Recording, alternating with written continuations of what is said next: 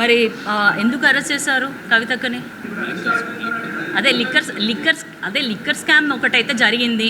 ఒక మహిళగా, ఒక మాజీ ముఖ్యమంత్రి కూతురుగా, ఇప్పుడు నేను కూడా ఒక మహిళగా వెళ్తాను. ఎక్కడికి వెళ్ళినా కూడా ఫస్ట్ ఒక మాట అంటారు, ఈ స్కూల్ దగ్గర ఉన్న వైన్స్ తీసేయండి, అది తీసేయండి, ఇది తీసేయండి అని. అట్లా అడిగే వాళ్ళ దగ్గరికి నేను ఇప్పుడు ఓటు అడగడానికి వెళ్ళినప్పుడు అంతెందుకు, మేము ధర్నా చేసిన రోజే మమ్మల్ని అందరూ అనుకుంటా వెళ్ళారు కదా, ఏం గొప్ప పని చేసిందని మీరు ధర్నా చేస్తున్నారని. మరి ప్రజల మద్దతు మన దగ్గర లేనప్పుడు మనం ఏం చేస్తాం? వాళ్ళు ఎవరు యాక్సెప్ట్ చేస్తలేరు కదా లిక్కర్ స్కామ్ని.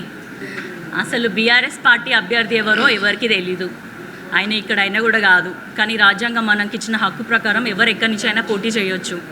అసలు చెప్పాలంటే బీఆర్ఎస్, బీజేపీ మేము అక్కడ ఉన్నప్పుడు ఒకరోజు సమావేశం అయినప్పుడు బీఆర్ఎస్ వాళ్ళే చెప్పారు, మాకు ఇంకా ఆరూరు రమేష్ ఫోన్ చేస్తున్నాడు, మాకు అండర్లైన్గా సపోర్ట్ చేయమని అడుగుతున్నారని సాక్షాత్తు హరీష్ రావు గారి ముందే చెప్పారు.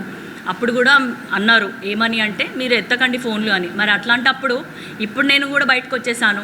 ఇప్పుడు ఇంకేం జరుగుతుంది? అసలు అనామకుడిని బీఆర్ఎస్ క్యాండిడేట్గా అనౌన్స్ చేశారు. బీజేపీ బీఆర్ఎస్ ఒకటే. బీజేపీ వాళ్ళని ఎందుకు గెలిపించుకోవాలనుకుంటున్నారు బీఆర్ఎస్ వాళ్ళు అంటే, వాళ్ళకి చాలా అవసరాలు ఉన్నాయి. వాళ్ళ మీద కేసులు పడొద్దు, ఫోన్ ట్యాపింగ్లో ఇష్యూలలో ఎవరు అరెస్ట్ అవుతారో తెలియదు, లిక్కర్ స్కామ్ నుంచి కవితక బయటికి రావాలి, ఇట్లాంటి అన్ని అవసరాలు బీఆర్ఎస్కి బీజేపీ నుంచి ఉన్నాయి. కాబట్టి వాళ్ళిద్దరు ఒకటైన్లు. వాళ్ళు అంతకుముందు బీజేపీ అభ్యర్థి కూడా అందరు కలిసి చేసిన దందాలే కదా. అసలు వాళ్ళ పక్క కాలనీలో కూడా తెలియదు ఆయన ఎవరు అన్నది.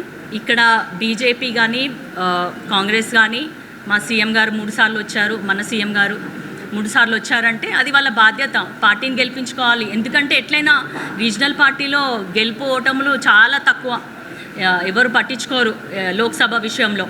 కానీ కాంగ్రెస్ బీజేపీ మధ్యలోనే కదా ఉన్న పోటీ.